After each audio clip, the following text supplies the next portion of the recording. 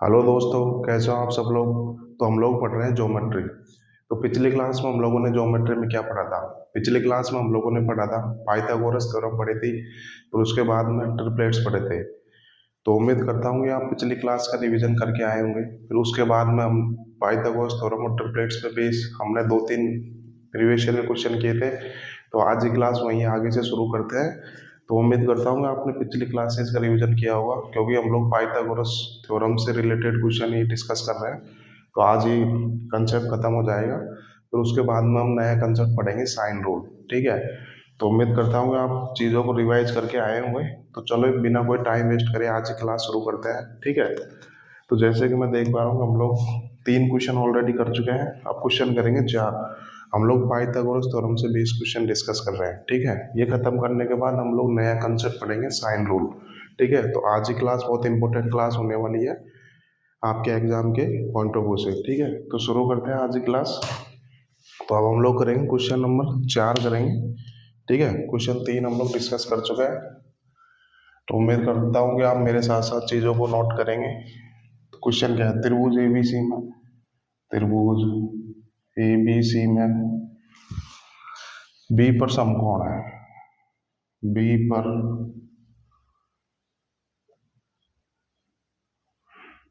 B पर समकोण है और बीसी पर बिंदु डी, और भुजा बीसी पर बिंदु डी इस प्रकार स्थित है कि इस प्रकार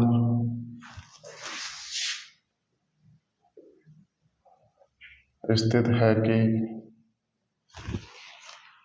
बी डी बराबर 5 सेंटीमीटर दे रखा है, बी डी बराबर 5 सेंटीमीटर, ए डी बराबर 13 सेंटीमीटर और ए सी बराबर 37 सेंटीमीटर है। तो डी सी की लंबाई ज्ञात करनी है। तो what is the length of D C. ठीक है, ये क्वेश्चन है। तो ये पाइथागोरस थ्योरम से रिलेटेड दो तीन क्वेश्चन हो रहे हैं, वो खत्म करने के बाद हम लोग नया कंसेप्ट पढ़ेंगे। ठीक है। तो मैं बिल्कुल ऑप्शन दिखा देता हूँ, तब तक आप लोग ये सवाल करने की कोशिश करो, क्योंकि मैंने कंसेप्ट आपको ऑलरेडी डिस्कस कर दिया है। 25, 35, 5, 30। और ये सवाल 2020 प्री का सवाल है भाई, सीजीएल का सवाल है। ठीक है। तो अब हम लोग डिस्कस करेंगे क्या दे रखा है। त्रिभुज एबीसी में बी पर समकोण है। तो मैं एक राइट एंगल ट्रायंगल बना लेता हूँ जिसमें बी पर समकोण है। ठीक है। तो ये मैंने एक राइट एंगल ट्रायंगल बना लिया। दे रखा है ना कि बी पर समकोण है, समकोण का मतलब राइट एंगल ट्रायंगल होता है। तो ये शीर्ष ए माना, ये शीर्ष बी माना, ये शीर्ष सी माना। अब इसने बोला है त्रिभुज एबीसी में बी पर समकोण है, अर्थात ये वाला एंगल 90 डिग्री का है। ठीक है। और बीसी पर बिंदु डी इस प्रकार स्थित है कि बीसी पर कोई भी एक बिंदु है डी। ठीक है। इस प्रकार स्थित है कि बी डी बराबर 5 सेंटीमीटर दे रखा है। ये जो दूरी है ना यहाँ से यहाँ तक की, ये दूरी 5 सेंटीमीटर दे रखी है। ठीक है। और ए डी बराबर 13 सेंटीमीटर दे रखा है। ए से डी को मिला दूंगा मैं। ठीक है। तो यहाँ पे ये 13 सेंटीमीटर दे रखा है। ठीक है। और ए सी बराबर 37 सेंटीमीटर दे रखा है। तो मुझे डी सी की लेंथ निकालनी है, ये वाली लेंथ निकालनी है। ठीक है। सीजीएल प्री 2020 का सवाल है। पाइथागोरस थ्योरम से रिलेटेड देखो ऐसे क्वेश्चन आते हैं। अब सॉल्व करेंगे इसको। मेरे को त्रिभुज एबीसी का राइट एंगल ट्रायंगल दे रखा है, ये भुजा ये भुजा ये भुजा गिवन कर रखी है, मुझे डीसी की लेंथ निकालनी है। तो मैं साफ साफ देख पा रहा हूँ, या तो पाइथागोरस थ्योरम में लगेगी। मैंने बताया था जब भी समकोण त्रिभुज आए, ध्यान रखना, ये कंफ्यूजन दूर करने के लिए बता रहा हूँ कि जब भी एक राइट एंगल ट्रायंगल आए और उसमें लेंथ की बात चल रही है ना, तो हमेशा पाइथागोरस थ्योरम लगेगी। ये अपने दिमाग में डाल लीजिए बिल्कुल। जैसे कि समकोण त्रिभुज है, अब यहाँ पे लेंथ की बात चल रही है तो हमेशा पाइथागोरस थ्योरम लगेगी। तो मैं यहाँ से देख पा रहा हूँ कि यहाँ पे दो दो राइट एंगल ट्रायंगल बन रहे हैं। एक राइट एंगल ट्रायंगल बन रहा है ए बी डी छोटा, और एक बड़ा राइट एंगल ट्रायंगल बन रहा है ए बी सी, जिसमें बी पर समकोण है। ठीक है। तो मैं right angle triangle A B D में देखूंगा, छोटे ट्रायंगल ए बी डी में देखूंगा।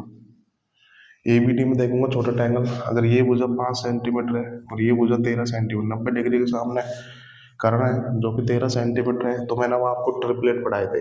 अब यहाँ पे ट्रिपलेट काम आएंगे, तो इसी वजह से मैंने बोला था। अब हम ऐसे पाइथागोरस थ्योरम लगाओगे तो आपका बहुत टाइम वेस्ट हो जाएगा, क्योंकि ये चीज़ कैसे आएगी, ये चीज़ आएगी ना 13 का स्क्वायर माइनस 5 का स्क्वायर आ जाएगी ना। ये पाइथागोरस थ्योरम लगा दी, बट आपको पाइथागोरस थ्योरम नहीं लगानी। ये ट्रिपलेट्स ऐसे हैं जो आपको डायरेक्ट याद रखने हैं। मैंने आपको बहुत सारे ट्रिपलेट लिखाए थे, वही एग्जाम में आते हैं। घबराइए मत, आपको उनको याद करने की जरूरत नहीं है। जैसे जैसे मैं आपको इतने सारी क्वेश्चंस की प्रैक्टिस करा दूंगा कि वो चीज़ें आपको ऑटोमेटिक याद हो जाएगी, ठीक है। तो ये 5 है, 13 है, तो मैंने आपको ट्रिपलेट बताया था, क्या बताया था, 5 12 13 का ट्रिपलेट बताया था, ठीक है। तो आपको याद करना है, क्योंकि अगर आप ये चीज़ डायरेक्ट याद रखोगे ना तो आपका एग्जाम में बहुत ही कीमती टाइम बचेगा, ठीक है। ये 5 हो गई, ये 13 हो गई, तो ये कितनी आ जाएगी, ये 12 आ जाएगी, ठीक है। यहाँ से देख लिया। अब मैं देखूंगा कि बड़े right angle triangle A B C में देखूंगा, बड़े right angle triangle A B C में देखूंगा, क्योंकि डी सी तो इसी में आ रहा है ना। तो बड़े right angle triangle A B C में देखूंगा, ये भुजा 12 हो गई, ये 90 डिग्री के सामने ये हाइपोटेनस हो गई। तो मैंने आपको एक ट्रिपलेट बताया था, बिल्कुल यहाँ पे ट्रिपलेट ही लगेगा, क्योंकि देखो भुजा की वैल्यू पूर्णांक आ रही है, यानी डी सी भुजा की वैल्यू पूर्णांक आ रही है, तो ट्रिपलेट ही लगेगा यहाँ पे। तो ये देखो, ये कितना है, 12 है, और ये कितना है, 37 है। अब मैंने आपको ट्रिपलेट बताया था। अब यहाँ पे देखो, आप पाइथागोरस थ्योरम लगाओगे तो कितना टाइम वेस्ट होगा। ये भुजा कैसे आएगी पूरी, 37 का स्क्वायर माइनस 12 का स्क्वायर का अंडर रूट ले लूंगा, ऐसे आएगी पाइथागोरस थ्योरम से। बट ये तो मुझे ट्रिपलेट ही याद है डायरेक्ट, कि 12 35 37 तो एक ट्रिपलेट होता है ना। तो ये भुजा पूरी कितनी आ जाएगी, ये भुजा पूरी कितनी आ जाएगी, 35 सेंटीमीटर, ठीक है। क्योंकि बड़े right angle triangle A B C में देखो, ये 12 हो गई, ये 37 हो गई, तो ये पूरी भुजा 35 सेंटीमीटर आ जाएगी ना। अगर ये 5 है, ये 35 है, तो ये कितनी आ जाएगी, 30 सेंटीमीटर आ जाएगी। कौन सा ऑप्शन है, तो option D is the right answer. उम्मीद करता हूँ बिल्कुल आपको समझ में आ गया होगा, बिल्कुल चीज़ें बेसिक से हम लोगों ने डिस्कस किया है, ठीक है। तो 5 सेकंड का टाइम देता हूँ, तब तक आप लोग इसको नोट कर लीजिए।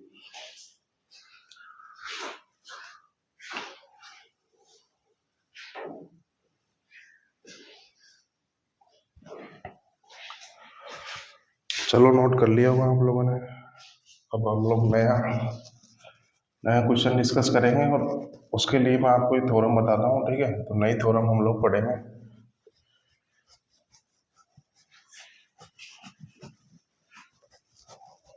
उम्मीद करता हूँ ये क्वेश्चन आप लोगों ने मेरे साथ नोट कर लिया होगा, ठीक है।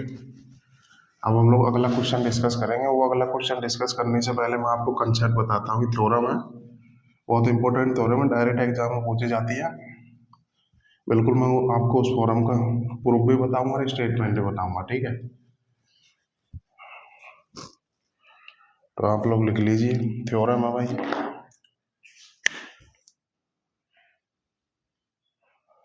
थ्योरम में डायरेक्ट क्वेश्चन पूछे जाते हैं, तो बिल्कुल याद रखेंगे, ठीक है।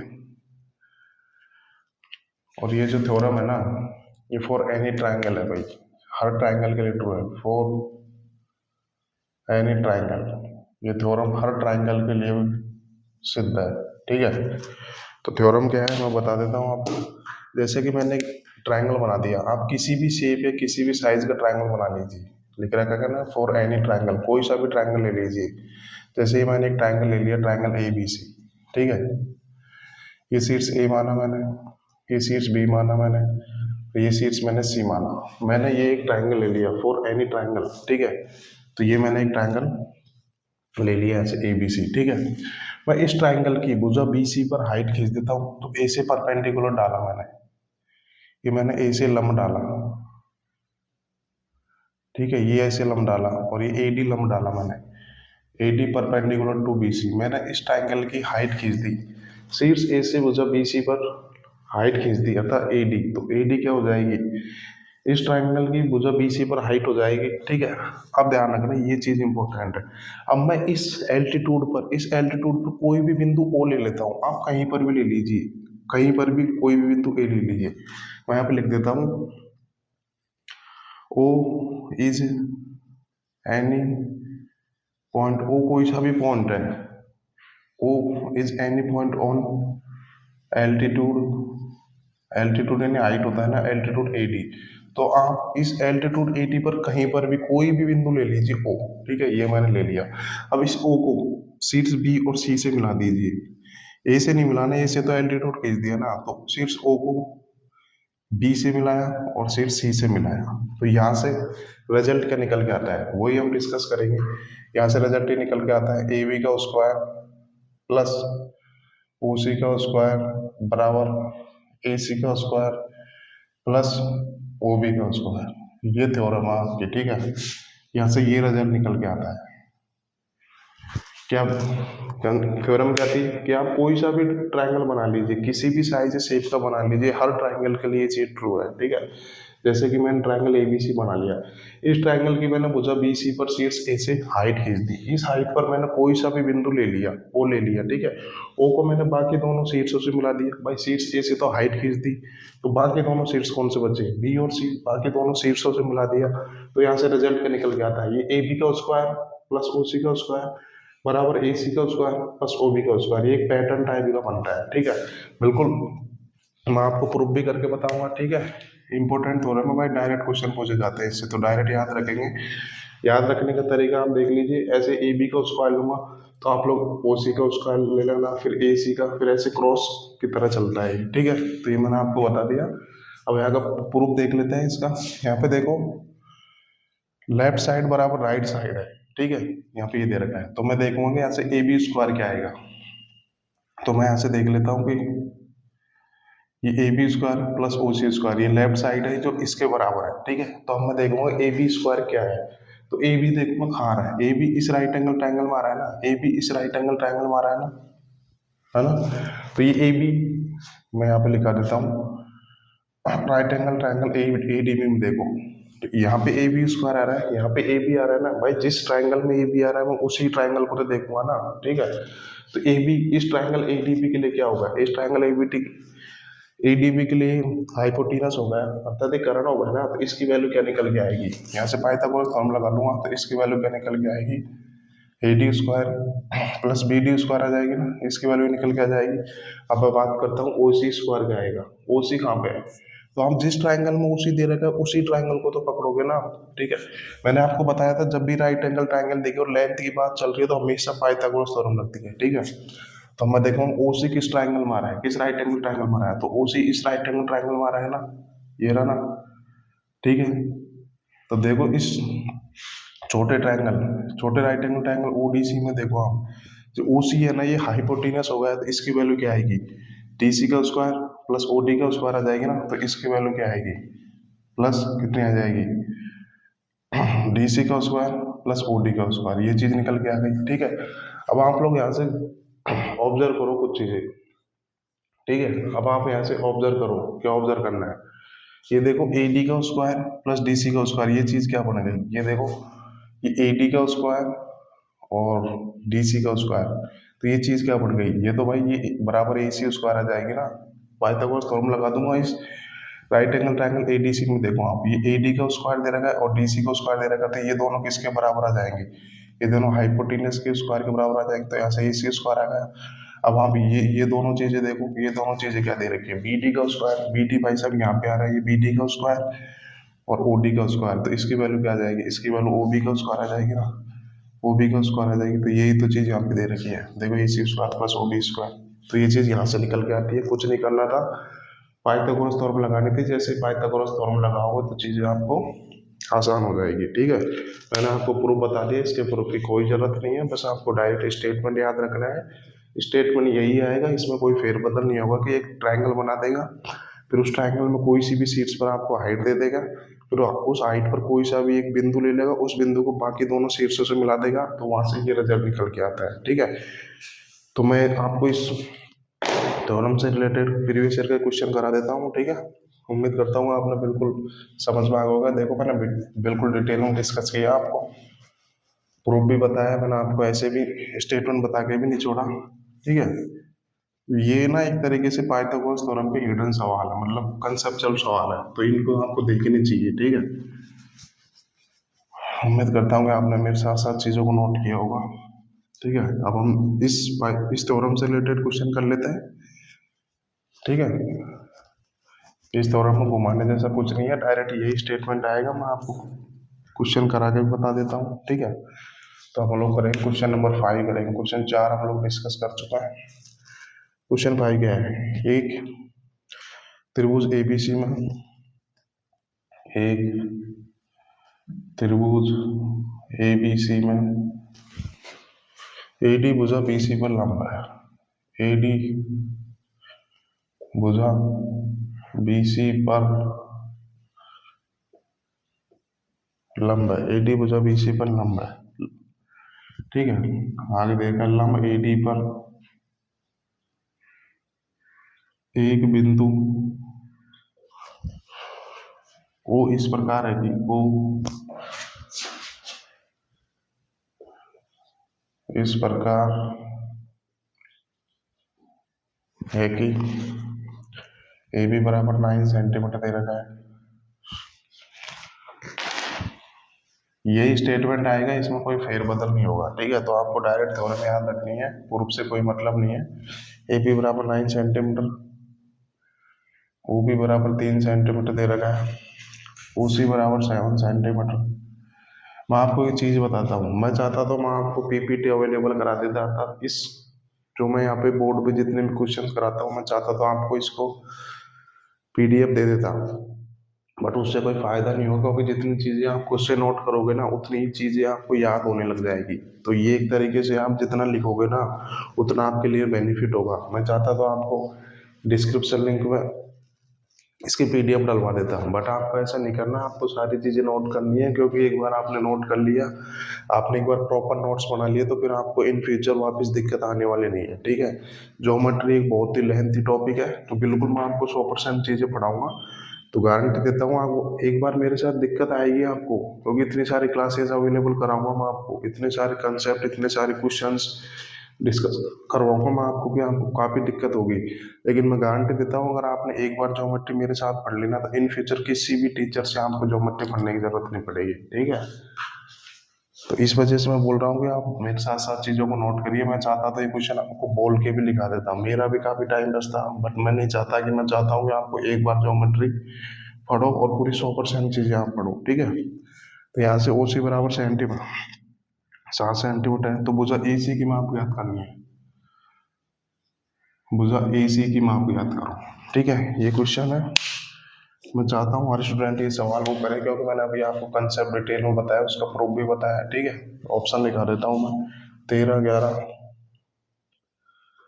10.5 और 10 सेंटीमीटर, ठीक है। तो सॉल्व करेंगे, बिल्कुल हर स्टूडेंट ने कर लिया होगा। ये सवाल क्या दे रखा है, त्रिभुज ABC में मैं एक त्रिभुज बना लेता हूँ ABC, किसी भी तरीके का त्रिभुज बना लीजिए, इसमें कोई सा भी डिफाइन नहीं कर रहेगा, तो मैं बना लेता हूँ त्रिभुज ABC। ये शीर्ष P होगा, ये शीर्ष C होगा, ठीक है। भुजा AD पर, AD भुजा BC पर लंब है, AD भुजा था, ये AD A से मैंने यहाँ तक परपेंडिकुलर डाल दिया, और ये AD जो है ना भुजा BC पर लंब है, ठीक है। ये दे रखा है यहाँ से, लंब AD पर एक बिंदु O है, लंब AD पर देखो एक बिंदु O है, ठीक है। मैंने बोला था कि ऐसे एल्टीट्यूड पर एक बिंदु दे देगा O। इस प्रकार है कि AB, इस AB की वैल्यू दे रखी है 9 सेंटीमीटर, OB देखो यहाँ से इसको मिला रखा है, ये शीर्ष B को मिला रखा है, इसकी वैल्यू 3 सेंटीमीटर, और OC देखो इन दोनों शीर्ष उससे मिला दिया ना बिंदुओं को, तो यहाँ पे 7 सेंटीमीटर दे रखा है। तो यहाँ से मुझे बोला AC की वैल्यू निकालनी है। अब आपको मैंने डायरेक्ट थ्योरम बताई थी, उस पर रखो, तुरंत उत्तर आएगा आपका। क्या बताई थी मैंने, AB square 9 square plus OC square 7 square बराबर AC स्क्वायर, और प्लस ये OB स्क्वायर आ जाएगा, 3 का स्क्वायर आ जाएगा। बस अब यहाँ से देखो डायरेक्ट AC की वैल्यू निकल गया अभी। तो इसी वजह से अगर आपको थ्योरम याद होगी तो देखो कितना इजी सवाल हो गया। तो यहाँ से सॉल्व कर लेते हैं इसको। कितना आएगा यहाँ से, 81 प्लस कितना जाएगा 49 बराबर AC स्क्वायर प्लस 3 का स्क्वायर। 81, 130 में से 9 घटाऊँ तो 121, तो AC स्क्वायर बराबर कितना आ गया 121 आ गया। तो यहाँ से AC की वैल्यू कितनी आ जाएगी 11 आ जाएगी ना, ठीक है। तो उम्मीद करता हूँ बिल्कुल आपको समझ में आ गया होगा। तो यही एक तरीका होता है कि आपको देखो, मैंने थ्योरम इतने डिटेल में डिस्कस की, अब आप लोगों की क्वेश्चन देखो कितना ईजी हो गया है। मैं आपको 10 सेकंड का टाइम देता हूँ, आप लोग ये चीज़ें नोट करिएगा।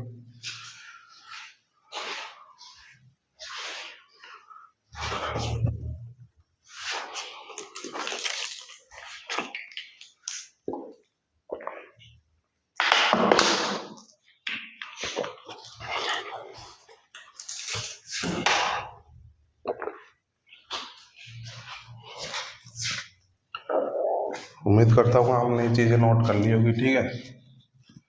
इस वजह से मैं कहता हूँ कंसेप्ट पकड़ रखिए, फिर क्वेश्चन करना आपके लिए इजी होगा, ठीक है। तो देखो अगर ये किसी भी स्टूडेंट को ये थ्योरम याद होगी तो कितना जल्दी उत्तर आ जाएगा। वैसे तो आप लगाते रहोगे, दो दो तीन तीन बार पाइथागोरस थ्योरम लगाओगे जैसे कि मैंने बताई थी अभी, फिर वहां से चीजों को बिठाओगे तब जाके उत्तर आएगा। अगर आप डायरेक्ट रिजल्ट याद रखोगे तो आपको दिक्कत नहीं आएगी, ठीक है।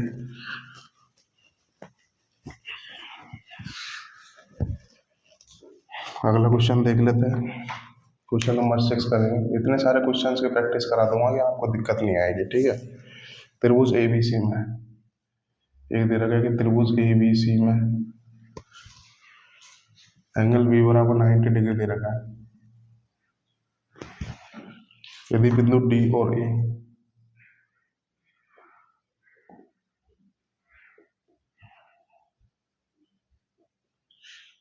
यदि बिंदु डी और ई बी सी पर इस प्रकार स्थित है कि भुजा बी सी पर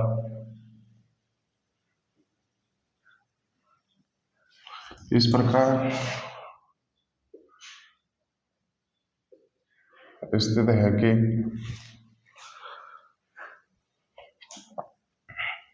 जैसे बी डी बराबर डी ई बराबर ई सी, तो निम्न में से कौन सा कथन सत्य है। तो निम्न में से कौन सा सत्य है, ठीक है भाई। बहुत कंसेप्चुअल क्वेश्चन है और वेरी वेरी इंपॉर्टेंट क्वेश्चन है, ठीक है। तो मैं आपको ऑप्शन निकाल देता हूँ। ऑप्शन भी काफी बड़े बड़े हैं, ठीक है। ऑप्शन नोट करेंगे। ये क्या दे रखा है, 5 ए का स्क्वायर 2 AC का स्क्वायर प्लस 3 AD का स्क्वायर 8 AE का स्क्वायर। जो ऑप्शन एग्जाम में है वही लिखा रहा हूँ मैं, ठीक है। अपनी मर्जी से कोई भी एग्जाम्पल आपको सेट करके नहीं दे रहा। सी क्या है, 8 AE स्क्वायर बराबर 3AC square plus 5 AD square क्या दे रहा है, 5 AE square 2AC square plus 2AD square. और ये सवाल भाई 2020 पीरी का सवाल है भाई, इंपॉर्टेंट सवाल है। पहले बता रहा हूँ कंसेप्चुअल सवाल है, आने वाले एग्जाम में पूछा जा सकता है। इस वजह से मैंने आपको सवाल शीट में लिया है। तो करेंगे क्या दे रखा है कि त्रिभुज दे रखा है, राइट एंगल ट्रायंगल दे रखा है जिसमें बी पर 90 डिग्री है और बिंदु डी हो रही है, तो मैं बना लेता हूँ राइट एंगल ट्रायंगल। तो ये मैंने एक राइट एंगल ट्रायंगल बना लिया, ठीक है भाई। इंपॉर्टेंट सवाल है, कंसेप्चुअल सवाल है, बिल्कुल ध्यान रखिएगा इस सवाल को। तो ये मैंने एक राइट एंगल ट्रायंगल बना लिया। शीर्ष ए होगा, शीर्ष बी होगा, शीर्ष सी होगा। अब दे रखा है कि बी पर 90 डिग्री है, तो ये बी पर 90 डिग्री बना लिया। यदि बिंदु डी और ये भुजा बी सी पर इस प्रकार स्थित है कि ये भुजा बी सी पर ये यहाँ पे ले लिया, बिंदु डी ले लिया, यहाँ पे बिंदु ई ले लिया, ठीक है। जैसे जैसे स्टेटमेंट दे रखा है वैसे वैसे लिख रहा हूँ, ठीक है। डी और ई भुजा बी सी पर इस प्रकार स्थित है कि जैसे बी डी बराबर, ये बी डी बराबर कितना दे रखा है, डी ई बराबर कितना दे रखा है, ए सी दे रखा है। बस मुझे ये दे रखा, क्वेश्चन मार्क कुछ भी नहीं दे रखा। बस यहाँ पे दे रखा है कि त्रिभुज एबीसी एक राइट एंगल ट्रायंगल है जिसमें बी पर 90 डिग्री है और यहाँ पे मेरे को तीन लेंथ बराबर दे रखी है, बी डी बराबर डी ई बराबर ई सी है। तो मुझे ये ऑप्शन चेक करना है कि इनमें से कौन सा ऑप्शन सही है, ठीक है। तो अब देखते हैं, हम सवाल सोल्व करते हैं। तो मैं इस सवाल को आपको दो तरीके से कर सकते हो। आप ये सवाल एक तो बेसिक से कर सकते हो और एक तो डायरेक्ट कर सकते हो। बेसिक से कैसे, ठीक है। तो ये त्रिभुज एबीसी दे रखा है। अब मुझे यहाँ पे दे रखा है कि ए ई ए सी और ए डी में रिलेशन निकालना है। ए डी, तो ए सी डी को मिला देता हूँ मैं, ए डी फिर ए ई और फिर ए सी। इन तीनों में मुझे रिलेशन दे रखा है, तो इन तीनों में रिलेशन फाइंड आउट करना है। तो बेसिक से तो कैसे करेंगे, बेसिक से कैसे करेंगे, इस भुजा को एक्स मान लेता हूँ, तो ये सारी भुजा एक्स हो जाएगी क्योंकि तीनों भुजाएं आपस में बराबर है। इस भुजा को वाई मान लेता हूँ। अब मैंने क्या बताया था आपको, ये ए ई ए सी ए डी भुजाई तो है, तो मैंने क्या बताया, लेंथ तो है। तो मैंने बताया था जब भी राइट एंगल ट्रायंगल आए और इसमें लेंथ की बात चल रही है तो हमेशा पाइथागोरस थ्योरम लगेगी। तो यहाँ पे मेरे को तीन तीन राइट एंगल ट्रायंगल बन गई, ठीक है। तीन तीन राइट एंगल ट्रायंगल बन गई, तीनों में मुझे पाइथागोरस थ्योरम लगानी है। तो बेसिक से कैसे करोगे, इसको एक्स माना तो ये एक्स हो जाएगी क्योंकि तीनों लेंथ इक्वल दे रखी है। इसको वाई मान लेता हूँ। तो बेसिक से कैसे करोगे आप, इस वाले ट्रायंगल में यहाँ से ए डी फाइंड आउट कर लीजिए क्योंकि ए डी के बारे में दे रखा है। फिर आप ए ई पाइथागोरस थ्योरम लगाओगे, ए ई आ जाएगा, फिर आपको ए सी आ जाएगा। फिर वहाँ से आप चीज़ों को घटाओ, जोड़ो घटाओ करके आएगा। तो देखो बेसिक से ये सवाल इतना लेंथी हो जाएगा कि आप टाइम लिमिट में कर ही नहीं पाओगे। इस वजह से आपको बेसिक पे ध्यान नहीं देना। अभी मैं इस सवाल को आपको बेसिक से कराऊंगा ना, तो कम से कम 10 मिनट लग जाएगी। काफ़ी स्टूडेंट्स हो तो होगा ही नहीं, तो हमको ऐसे करना ही नहीं है। अगर कर भी लोगे तो फायदा क्या होगा। तो इस सवाल को ऐसे करेंगे नहीं। तो इसी वजह से मैं, जो स्टूडेंट बेसिक बेसिक बोलते हैं ना, उनको ये सवाल बेसिक से करोगे तो यही सवाल करके आओगे एग्जाम, और कोई सा भी सवाल नहीं होगा। ठीक है। तो अब चीज़ें अपडेटेड हो गई, तो आपको बिल्कुल जैसे जैसे एग्जाम में पूछता है वैसे वैसे सवालों को सोल्व करोगे तो ज़्यादा फायदा होने वाला है। ठीक है। तो मेरे को क्या दे रखा है, मुझे एक राइट एंगल ट्रायंगल दे रखा है ABC। इसमें मेरे को देखा कि कोई सा भी राइट एंगल ट्रायंगल बना के दे दिया इसने। ठीक है। और इसमें क्या दे रखा है, इसमें ये दे रखा है कि BD बराबर DE बराबर EC, ये तीनों लाइन इक्वल दे रखी है। मुझे एक राइट एंगल ट्रायंगल दे रखा है, इसमें ये नहीं दे रखा ना कि भुजा AB कितनी है, भुजा BC कितनी है, भुजा AC कितनी है, कुछ भी नहीं दे रखा। अर्थात ये एक तरीके से थ्योरम हो गई। अर्थात ये इसने रैंडमली कोई सा भी राइट एंगल ट्रायंगल बनवा के दे दिया आपको। ठीक है। उसमें दे दिया कि भुजा B पर 90 डिग्री है और यहाँ से तीनों लेंथ इक्वल है, और बाकी इस सवाल में कुछ भी नहीं दिया। इस सवाल में देखो ना तो भुजा AB की लंबाई दी है, ना भुजा BC की लंबाई दी है, ना भुजा AC की लंबाई दी है। तो एक रैंडम सवाल हो गया है। अर्थात ये हर एक राइट एंगल ट्रायंगल के लिए ट्रू है।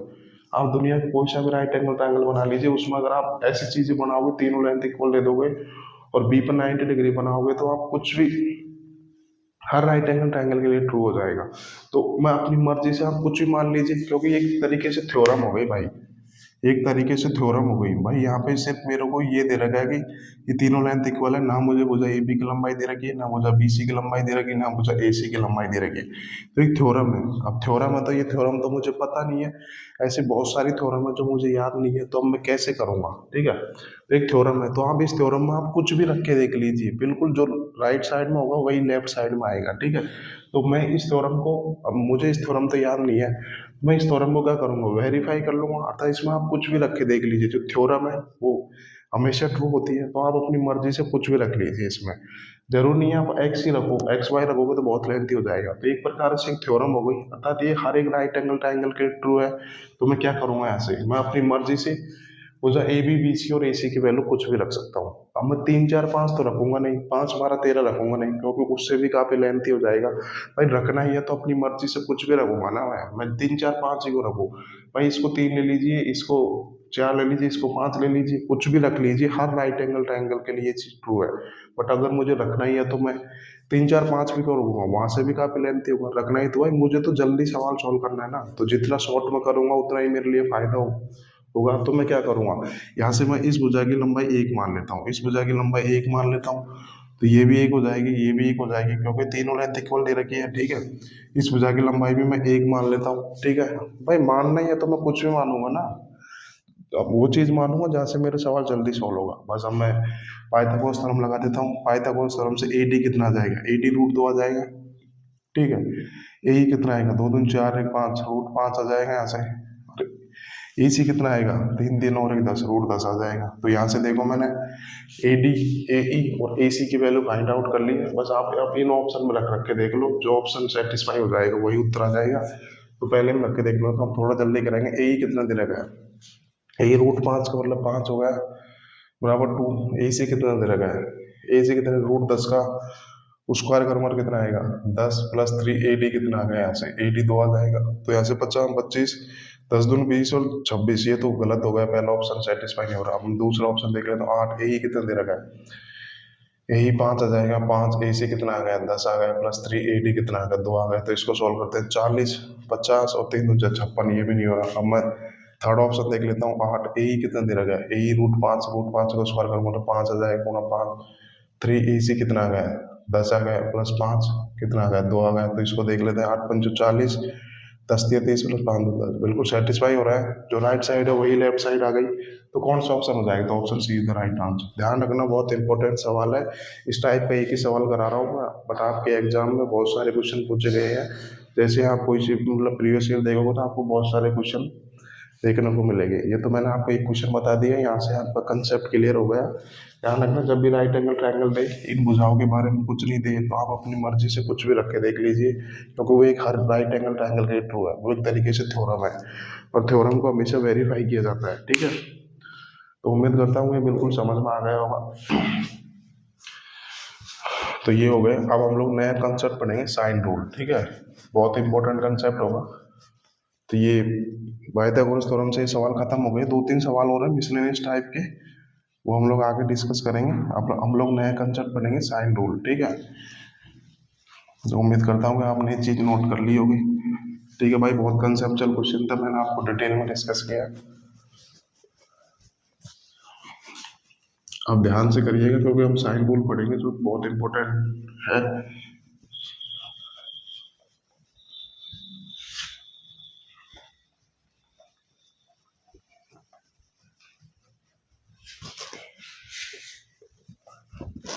तो मैं हेडिंग डाल देता हूँ साइन रूल, ठीक है।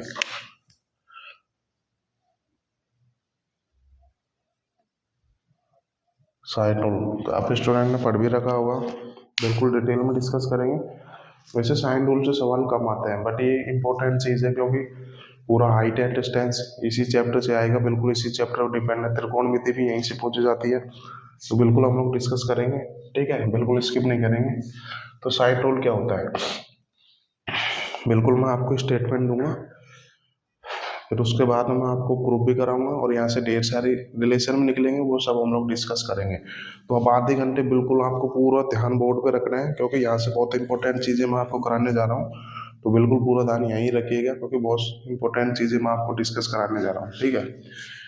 तो साइन रूल क्या होता है, तो मैं एक ट्रायंगल बना लिया, जैसे कि मैं एक ट्रायंगल बना लेता हूँ, ठीक है, बिल्कुल डिटेल में डिस्कस करेंगे भाई इसको, है ना, ठीक है।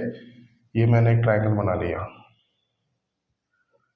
ये एक ट्रायंगल बना लिया त्रिभुज ए बी सी, त्रिभुज ए बी सी, कोई सा भी ट्रायंगल बना लिया मैंने, एक त्रिभुज ए बी सी बना लिया। इस शीर्ष ए के सामने की साइड को स्मॉल ए मान लिया, शीर्ष बी के सामने की साइड को स्मॉल बी मान लिया और शीर्ष सी के सामने की साइड को स्मॉल सी मान लिया, ठीक है। तो ये मैंने ट्रायंगल बना दिया। तो साइन रूल क्या होता है, साइन रूल क्या कहता है, किसी भी ट्रायंगल में साइड्स का रेशो उनके अपोजिट एंगल के साइन के रेशो के बराबर होता है, ठीक है। फिर से मैं स्टेटमेंट बता देता हूँ, किसी भी ट्रायंगल में साइड्स का रेशो, साइड्स हो गई ना ये भाई, शीर्ष ए के सामने ये साइड हो गई, शीर्ष बी के सामने स्मॉल बी, ये तीनों साइड हो गई ना। तो किसी भी ट्रायंगल में साइड्स का रेशो उनके अपोजिट एंगल के साइन के रेशो के बराबर होता है। बिल्कुल मैं आपको बताऊंगा, अभी स्टेटमेंट से समझ में आ गया, जैसे मैं लिखूंगा तो आपको समझ में आ जाएगा, प्रूफ भी बताऊंगा इसका, ठीक है। तो साइन रूल क्या होता है, किसी भी ट्रायंगल में साइड्स का रेशो, साइड क्या है ए, इधर लिखा देता हूँ मैं, ठीक है। किसी भी ट्रायंगल में साइड्स का रेशो, उधर प्रूफ करा दूंगा, ठीक है। किसी भी ट्रायंगल में साइड्स का रेशो उनके अपोजिट एंगल के साइन के रेशो के बराबर होता है। तो साइन रूल क्या कहता है, ए बटे साइन ए बराबर स्मॉल बी बटे साइन बी बराबर सी बटे साइन सी, ये बराबर होता है के। ये कांस्टेंट वैल्यू निकल के आती है, ठीक है। तो के क्या है यहाँ पे, के क्या है, कांस्टेंट, ये एक फिक्स वैल्यू निकल के आती है, ठीक है। तो यहाँ से ही आ गया। अब यहाँ पे ए बी सी क्या दे रखी है, ए बी सी साइड दे रखी है, तो यहाँ से मैं इस त्रिभुज की साइड्स का रेशो निकालू तो क्या जाएगा, यहाँ से अगर मैं ए रेशो बी रेशो सी निकालू तो क्या निकल के आ जाएगा। अगर मैं यहाँ से बात करूँ ए बराबर कितना आ जाएगा, ए बराबर कितना आ जाएगा यहाँ से, ठीक है। यहाँ से अगर मैं बात करूँ ए बराबर कितना आ जाएगा, ये क्रॉस मल्टीप्लिकेशन हो जाएगा, कितना आ जाएगा, के साइन आ जाएगा। एक बार मैं देख लेता हूँ, आपको नीचे दिखाई दे रहा है नहीं दे रहा, यस परफेक्ट दिख रहा है, ठीक है। यहाँ से बी की बात करूँ तो बी की वैल्यू क्या आ जाएगी, बी की वैल्यू से क्रॉस मल्टीप्लिकेशन हो जाएगी, कितनी आ जाएगी, के साइन बी आ जाएगी। और भुजा सी की वैल्यू कितनी आ जाएगी, के साइन सी आ जाएगी। अब इन तीनों भुजाओं का रेशो निकालना है, तो सॉल्व करूंगा तो देखो के तो कांस्टेंट है, के तीनों में सेम है, तो के से के कट जाएगा यहाँ से। तो ए बी सी का रेशो क्या आ गया, यहाँ से भुजा ए बी सी का रेशो क्या आ गया, sine A ratio sine B ratio sine C. यही तो मैंने आपको बताया है, यही तो होता है साइन रूल, ठीक है। तो इसको मैं बिल्कुल बॉक्स में बंद कर देता हूँ, इंपॉर्टेंट रिजल्ट है। तो ये होगा आपका साइन रूल, ठीक है।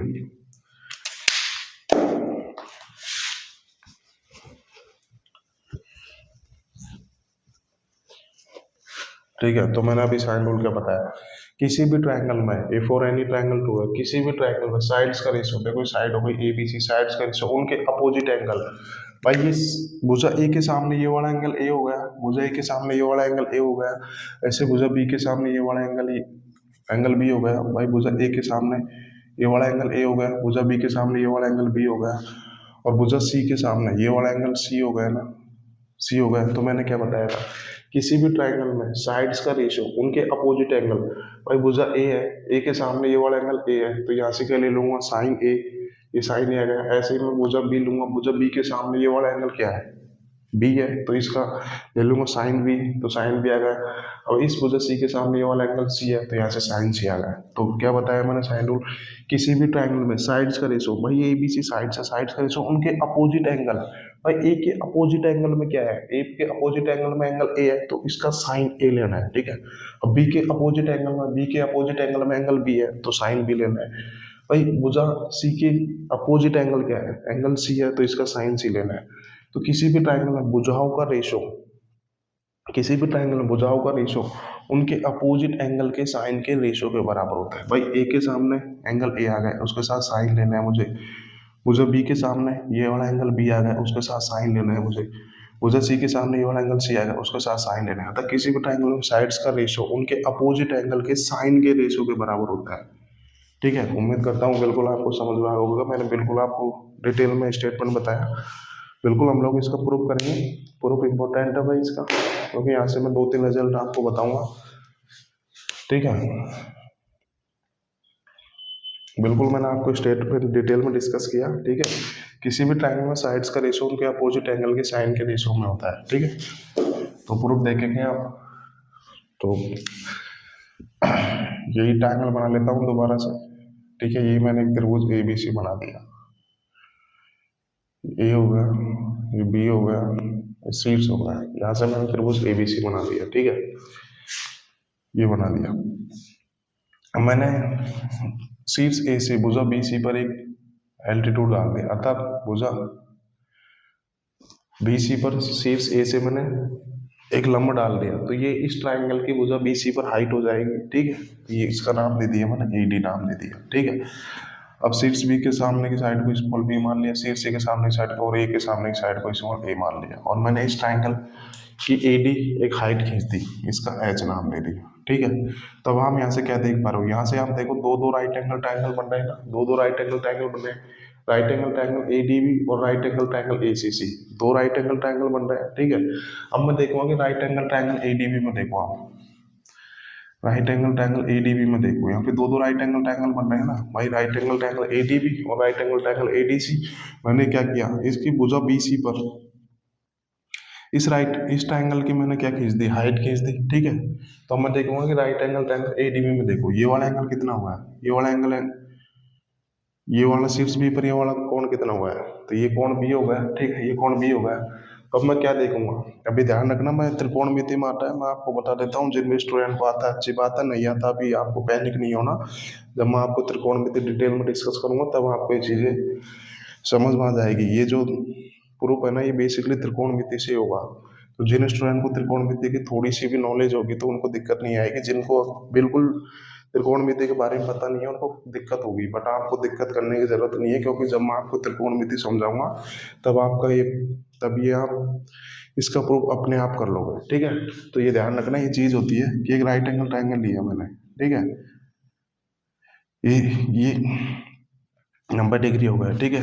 मैं सपोज करो ये वाला एंगल थीटा ले लेता हूँ, तो किसी भी राइट एंगल ट्राइंगल में ये जो थीटा के सामने ये जो भुजा होती है ना, थीटा के सामने ये भुजा हमेशा लंब होती है, ये ध्यान रखना, फिक्स है। ये राइट एंगल ट्राइंगल ले लिया, ये एंगल 90 डिग्री का होगा, और ये मैंने एंगल थीटा ले लिया, ठीक है। तो इस थीटा के सामने ये जो भुजा होगी ना, ये लंब होगी, ठीक है, और 90 डिग्री के सामने तो फिक्स है, कारण होता है हमेशा। तो ये भुजा क्या बची, इससे सटी हुई ये भुजा क्या बची, ये भुजा आधार बची ना, ठीक है। तो यही तो चीज मैं यहाँ से इस्तेमाल होगी, ध्यान रखना, किसी भी राइट एंगल ट्राइंगल में उस कोण के सामने की भुजा हमेशा लंब होती है, 90 डिग्री के सामने तो फिक्स कारण आएगा। अब जो इससे सटी हुई साइड होती है ये आधार होती है, ठीक है, बिल्कुल आपको कंफ्यूज नहीं होना। तो मैं देखूंगा कि right angle triangle A D B में ये वाला एंगल बी हो गया, तो इस एंगल बी के लिए ये भुजा क्या हो गई, ये भुजा ए डी, ये एच क्या हो गई, ये एच लंब हो गई ना, इस वाले एंगल के लिए ये लंब हो गई, और 90 डिग्री के सामने तो कर्ण है ही। तो यहाँ पे मुझे लंब और कर्ण दे रखा है, तो लंब और कर्ण में रिलेशन क्या बताता है, लंब और कर्ण में रिलेशन साइन बताता है। अब यहाँ पे त्रिकोणमिति इस्तेमाल होगी, जिन स्टूडेंट को आता है उनको दिक्कत नहीं आएगी, जिनको नहीं आता दिक्कत आएगी, बट आपको बिल्कुल एजिटेट नहीं होना। जब हम लोग त्रिकोणमिति डिस्कस करेंगे आपको बिल्कुल चीज़ें समझ में आ जाएगी। तो मैं इस वाले एंगल बी के लिए देखूंगा, ये वाला एंगल लंब हो गया, इसके सामने ये वाली भुजा लंब हो गई, 90 डिग्री सामने कर्ण हो गई। तो लंब और कर्ण में रिलेशन क्या बताता है? साइन बताता है, क्योंकि साइन थीटा क्या होता है? साइन थीटा बराबर होता है लंब बटे कर्ण होता है, ठीक है, ये होता है। अब मैंने साइन ही क्यों लिया? क्योंकि मुझे इन्हीं में रिजल्ट बताना है, इन्हीं में रिजल्ट बताना है। मुझे बी डी की लेंथ दे ही नहीं रखी, ना मुझे इस पे ना इसकी जरूरत है। भाई मुझे ये दोनों लेंथ तो दे रखी है, बी डी की लेंथ दे रखी, मुझे तो बी सी की लेंथ दे रखी है, तो ये दोनों लेंथ दे रखी है, इन दोनों में रिलेशन ही साइन बताता है। तो मैं ट्रायंगल ए डी बी में साइन भी निकालूंगा, यहाँ से साइन भी निकालूंगा तो कितना आ जाएगा? साइन भी निकालूंगा लंब, तो इस एंगल बी के लिए ये वाला लंब हो गया ना, कितना हो गया यहाँ से एच, लंब बटे कर्ण, लंब बटे कर्ण आ गया, कर्ण कितना हो गया? सी हो गया, सी हो गया, यहाँ से डाल दिया। अब मैं यहाँ से एच की वैल्यू निकालूंगा तो क्या आ जाएगा? सी, साइन भी आ जाएगा, यहाँ से निकाल दी, ठीक है। अब मैं देखूंगा कि दूसरे राइट एंगल ट्रायंगल में देखूंगा, राइट एंगल ट्रायंगल एडीसी में देखूँ, उसमें भी मैं सेम प्रोसेस करूंगा, सेम प्रोसेस करूंगा। तो इस राइट एंगल ट्रायंगल एडीसी में ये वाला एंगल सी हो गया ना, ये वाला एंगल सी हो गया ना, तो इस एंगल, इस राइट एंगल ट्रायंगल में एंगल सी के लिए ये भुजा लंब हो जाएगी, ठीक है। और 90 डिग्री के सामने तो ऑलवेज कर्ण बनता है, तो लंब और कर्ण में क्या बिल्कुल सेम साइन। तो यहाँ से अगर साइन से निकालूंगा तो कितना आ जाएगा? इस वाले एंगल के लिए ये वाला एंगल लंब हो गया, तो साइन से कितना होगा? लंब बटे कर्ण हो जाएगा, तो लंब कितना आ गया? एच हो जाएगा, और कर्ण कितना आ जाएगा? बी हो जाएगा, यहाँ से कर्ण बी हो जाएगा। अगर यहाँ से मैं एच की वैल्यू निकालो तो कितनी आ जाएगी? बी साइन सी आ जाएगी, ये आ गई यहाँ से, ठीक है। उम्मीद करता हूँ बिल्कुल आपको समझ में आ रही होगी चीजें, ठीक है। अब मैं देख पा रहा हूँ कि ये दोनों एच तो दोनों में सेम ही है ना, यहाँ पर भी एच दे रखा है, यहाँ पर भी एच दे रखा है, दोनों सेम ही तो है ना। तो क्या दे रखा है यहाँ से? सी साइन बी, ठीक है, सी है ना जो स्मॉल में है, ठीक है, सी साइन बी बराबर कितना दे रखा है? स्मॉल बी और साइन सी। अब यहाँ से भुजा बी और सी की रेशो निकालो, तो बी और सी को उधर भेज देता हूँ, तो कितना आ जाएगा यहाँ से? साइन बी बटे साइन सी। यही तो चीज मैंने आपको बताई। किसी भी ट्राइंगल में साइड्स का रेशो, भुजा बी के सामने एंगल बी है तो उसका साइन लेना है, भुजा सी के सामने एंगल सी है तो उसका साइन सी लेना है। तो किसी भी ट्राइंगल में भुजाओं का रेशो उनके अपोजिट एंगल के साइन के रेशो के बराबर होता है। यही तो चीज बताई मैंने यहाँ से, बी सी बराबर के देगा साइन की साइन सी आ गया। अब आप लोग बोलोगे सर ये तो चीज निकल के ही नहीं आई। आप जैसे ही या तो आप भुजा बी से लंब डाल लो या भुजा सी से लंब डाल लो, तो आपको ये चीज निकल के आ जाएगी ए बटा साइन ए, ठीक है। तो ये बिल्कुल आपको प्रूफ बता दिया मैंने। किसी भी ट्रायंगल में साइड्स का रेशो उनके अपोजिट एंगल के साइन के रेशो में होता है। बी के सामने एंगल बी होगा तो उसका साइन लेना है, सी के सामने एंगल सी होगा तो उसका साइन सी लेना है। अब ये वाला निकालना है आपको ए बटा साइन ए, तो आप भुजा बी और सी से परपेंडिकुलर डाल के देख लीजिए, सेम प्रोसेस करोगे तो आपको ये तीनों चीजें आ जाएंगी, ठीक है। उम्मीद करता हूँ मैंने आपको बहुत डिटेल में समझाया, इतना डिटेल में तो आप पूरे यूट्यूब पे कहीं पर भी चल जाइए, कोई नहीं बताएगा, ठीक है। तो अब यहाँ से कुछ रिजल्ट निकल के आते हैं, वो भी देख लेते हैं, वो बहुत इंपॉर्टेंट रिजल्ट होगा, ठीक है। तो क्या होता है, तो अगर मैं इस ट्राइंगल ए बी सी का एरिया पूछूँ आपको, area of triangle A B C, इस ट्राइंगल का मैं एरिया पूछूं तो क्या आएगा यहाँ से? इस ट्राइंगल ए बी सी का एरिया पूछूं तो क्या आएगा यहाँ से? तो वो एरिया बताना आपको, ठीक है। अब मैंने क्या बताया था, मैंने किसी भी त्रिभुज का एरिया क्या होता है, किसी भी त्रिभुज का एरिया क्या होता है? 1/2 कितना होता है? बेस गुणा हाइट होता है ना, बेस गुणा हाइट होता है, ये मैंने आपको बताया था। किसी भी त्रिभुज के लिए एरिया निकालना तो कैसे आता है? 1/2 बेस गुणा हाइट होता है, ये मैंने आपको बताया था, ठीक है। तो अब मैं देखूंगा इस त्रिभुज के लिए, इस त्रिभुज के लिए ये वाली भुजा बेस हो गई, ये वाली भुजा बेस हो गई, तो कितना आ जाएगा इसका एरिया? 1/2। इस त्रिभुज के लिए ये वाली भुजा बेस हो गई तो इसको ए आ गया। अब इसके सामने वाले सिर से परपेंडिकुलर डाला गया तो इस भुजा की हाइट ही हो जाएगी, तो कितने आ जाएगी? एच आ जाएगी। भाई यही तो होता है, किसी भी त्रिभुज का एरिया का फॉर्मूला क्या होता है? 1/2 बेस गुणा हाइट। तो मैं इस त्रिभुज में देखूंगा कि ये वाली भुजा बेस हो गई, ठीक है, तो इसके सामने की तो इस भुजा की संगत में हाइट देखूंगा तो यही होगी ना, तो इस त्रिभुज का एरिया क्या आ जाएगा, 1/2 a गुणा h आ जाएगा। ठीक है, अब देखो मैं h की वैल्यू मुझे ये दे रखी है, तो h की वैल्यू यहाँ से ही रख लेता हूँ मैं। ठीक है, तो h बराबर क्या दे रखा है यहाँ से, c साइन भी आ गया, c साइन भी आ गया। तो यहाँ से त्रिभुज का एरिया आसानी से निकाल सकते हैं। कैसे, कि मुझे ये a और c की वैल्यू दे रखी है, a और c की वैल्यू दे रखी है, और उनके बीच का एंगल दे रखा है ना, एक कंसेप्ट होगा, ध्यान रखना, बहुत इंपॉर्टेंट चीज है ये। इस ट्रायंगल ABC का एरिया क्या हुआ है भाई, ये साइड की लंबाई दे रखी है, ये साइड की लंबाई दे रखी है, और इनके बीच का एंगल दे रखा है। तो यहाँ से मैं इस त्रिभुज का एरिया आसानी से निकाल पाऊंगा। कैसे, ये इन दोनों साइड्स की वैल्यू दे रखी है और उनका बीच का एंगल दे रखा है, तो क्या करूंगा मैं, 1/2 AC गुणा साइन भी आ जाएगा। ठीक है, अब ये चीज यहाँ से निकल के आ गई। ठीक है, अब मैंने आपको क्या बताया था यहाँ से, 1/2 a गुणा h आई ना, तो आप h की जगह ये भी तो रख सकते हो, b साइन c भी तो रख सकते हो, b साइन c भी तो रख सकते हो। तो यहाँ पे रख लो b साइन c, तो ये भी तो त्रिभुज का एरिया हो जाएगा, 1/2 ab साइन c, ये भी तो त्रिभुज का एरिया हो जाएगा। देखो 1/2 क्या आ गया, ab, ये दोनों भुजाएं दे रखी है और उनके बीच का एंगल दे रखा है, तो क्या आ गया, 1/2 ab साइन c आ गया। तो ये रिजल्ट बन गया, ध्यान रखना। आप ऐसे ही कर सकते हो यहाँ भी, कैसे, यहाँ पर भी आप ऐसे ही कर सकते हो। यहाँ से अगर मैं एरिया निकालूंगा, इन दोनों भुजाओं के आप जैसे बी और सी पर परपेंडिकुलर रखोगे और सेम प्रोसेस करोगे, तो यहाँ से त्रिभुज का एरिया ये भी निकल के आ जाएगा, 1/2 भाई भुजा बी दे रखी है, भुजा सी दे रखी है, 1/2 बी सी, और उनका बीच का एंगल क्या दे रखा है, बीच का एंगल ए दे रखा है, बीच का एंगल ए दे रखा है, तो यहाँ से कितना आ जाएगा, साइन ए। तो ये त्रिभुज का एरिया निकालने का बहुत इंपॉर्टेंट फॉर्मूला आ गया। ठीक है, तो ये चीजें हम लोगों ने यहाँ से निकाली कि किसी भी त्रिभुज का एरिया आप ऐसे निकाल सकते हो। ये त्रिभुज का एरिया निकालने का दूसरा तरीका है। ठीक है, 1/2 बेस गुणा हाइट तो मैंने डिस्कस कर दिया। अब एक त्रिभुज का एरिया आप ऐसे भी निकाल सकते हो, ये किसी भी त्रिभुज के लिए ट्रू है। ठीक है, क्या, अगर किसी भी त्रिभुज में दो साइड्स दे रखी है और उनके बीच का एंगल दे रखा है, तो वहां से त्रिभुज का एरिया आप निकाल सकते हो। कैसे, 1/2 गुना भुजाओं का प्रोडक्ट गुना उनके बीच के एंगल का साइन लेना है। ठीक है, तो ये बहुत इंपॉर्टेंट रिजल्ट निकल के आता है, मैंने आपको बता दिया। ठीक है, तो मैं आपको एग्जांपल में लेता हूँ, ये साइन रूल बिल्कुल हो गया। ठीक है, जैसे कि मैं आपको एग्जांपल पूछूं, एक तरीके से ये सब चीज़ें आपने नोट कर ली ना। ठीक है, तो अब मैं आपको एग्जाम्पल के थ्रू बताता हूँ कि एग्जाम में कैसे क्वेश्चन पूछे जाते हैं। ठीक है,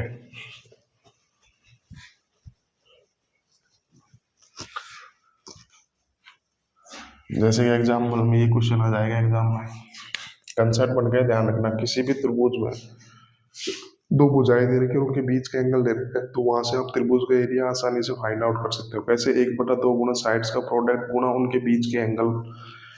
ठीक है, बीच का एंगल का साइन। ठीक है, जैसे कि एग्जाम में क्वेश्चन आ जाएगा, ये एक ट्रायंगल दे दिया,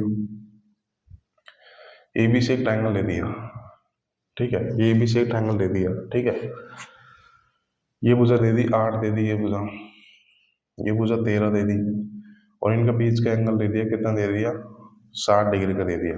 तो यहाँ से पूछेगा कि इस त्रिभुज ए बी सी का एरिया निकालिए आप, ये क्वेश्चन आएगा एग्जाम में। तो अब आप लोग कैसे करोगे, तो अब आप लोग देखो, एक किसी भी त्रिभुज का एरिया निकालने का फॉर्मूला मैंने आपको बताया था, 1/2 बेस गुणा हाइट। अब क्या इस त्रिभुज में आपको कहीं पर भी बेस दे रखा है, कहीं पर भी हाइट दे रखी है, तो अब आप लोग इस त्रिभुज का एरिया कैसे निकालोगे, तो अब तो यही कंसेप्ट लगाना पड़ेगा ना भाई। अगर इस त्रिभुज की तीनों साइड दे देता तो मैं हीरोन फॉर्मूला लगा देता, बट अब यहाँ पर ना मेरे को बेस गुणा हाइट दे रखी है, ना मुझे तीनों साइड से दे रखी है, तो अब मैं कैसे करूंगा, तो अब बिल्कुल यही कंसेप्ट लगाऊंगा मैं, इसी से निकालूंगा एरिया। बाकी बेस गुणा हाइट से तो आएगा ही नहीं, ना हीरोन फॉर्मूला से आएगा, तो बिल्कुल मैं यही फॉर्मूला लगाऊंगा। तो मैंने क्या बताया था, अगर किसी भी त्रिभुज में दो साइड से दे रखी है, उनके बीच का एंगल दे रखा है, तो त्रिभुज का एरिया क्या होगा, 1/2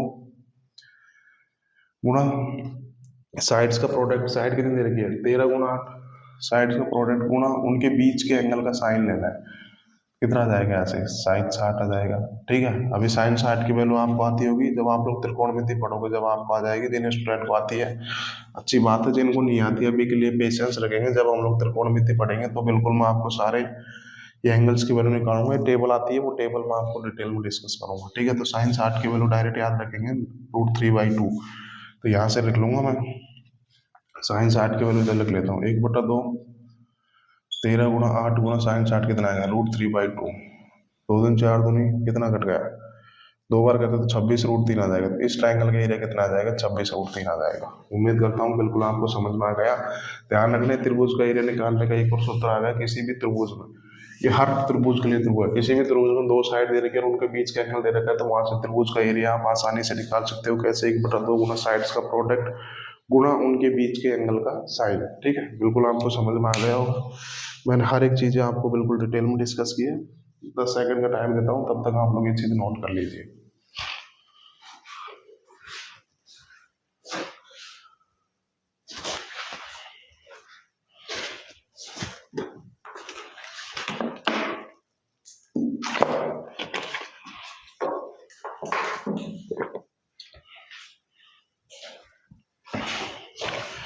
ठीक है, अब यहाँ से कुछ इंपॉर्टेंट रिजल्ट निकल के आते हैं, वो सब भी हम डिस्कस करेंगे। ठीक है,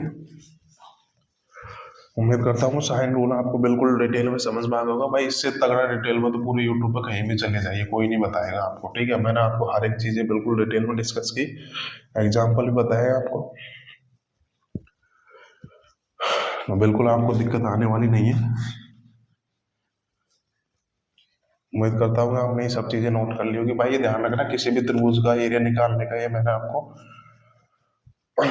एक और फॉर्मूला बता दिया। ठीक है, किसी भी ट्रायंगल में 2 साइड दे रखे और उनके बीच का एंगल दे रखा है, तो वहां से त्रिभुज का एरिया कैसे निकलेगा? 1/2 साइड्स का प्रोडक्ट गुणा उनके बीच के एंगल का साइन। ठीक है, उम्मीद करता हूँ बिल्कुल आपको समझ में आ गया होगा। अब यहाँ से कुछ इंपॉर्टेंट रिजल्ट निकल के आते हैं, वो आप देख लीजिएगा, बहुत इंपॉर्टेंट चीज है। कुछ स्पेशल ट्रायंगल होता है। ठीक है, यहाँ पे डाल भी देता हूँ, ये सब साइन रूल से ही निकल के आते हैं। ठीक है, special triangles, special triangle, in triangle को मैंने स्पेशल क्यों बोला? क्योंकि आप इन ट्रायंगल को डायरेक्ट याद रखेंगे, ना कोई आपका इसका प्रूफ देखना है। वैसे मैं आपको इन सब का डिटेल में डिस्कस कराऊंगा, प्रूफ भी बताऊंगा, बट आपको ये चीज़ अगर डायरेक्ट याद होगी तो एग्जाम में कभी डायरेक्ट पूछे जाता है।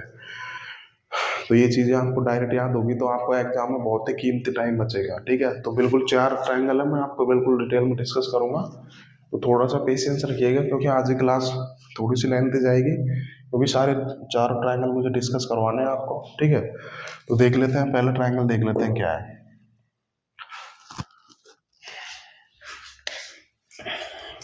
तो पहला लिख लीजिए आप, आइसोसेलेस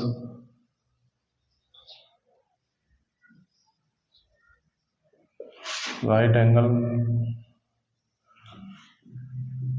ट्रायंगल। भाई ये सब ना स्पेशल इसलिए बोला क्योंकि आपको इनको डायरेक्ट याद रखना, डायरेक्ट देख के आपको ये चीजें याद आ जानी चाहिए। ठीक है, इस आइसोसेलेस राइट एंगल ट्रायंगल क्या होता है? इसका मतलब समद्विबाहु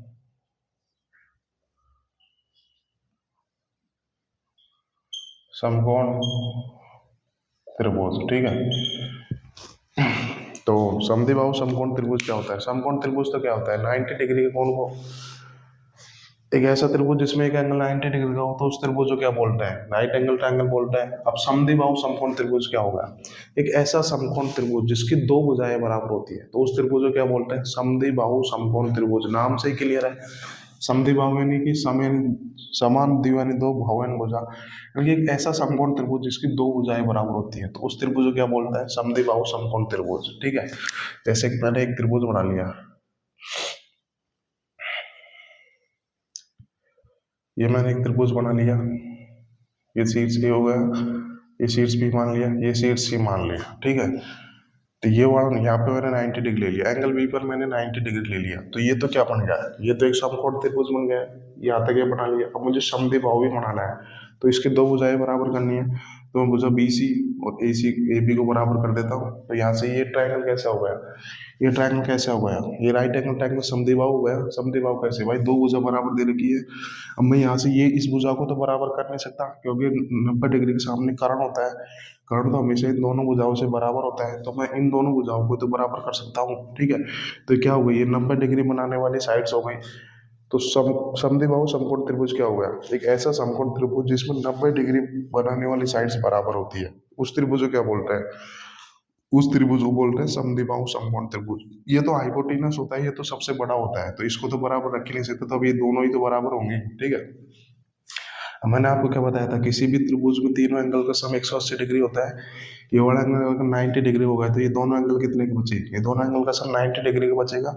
और ध्यान रखना ये भुजा बराबर है, ये भुजा बराबर, इस भुजा के सामने ये वाला एंगल, इस भुजा के सामने ये वाला एंगल बराबर होंगे।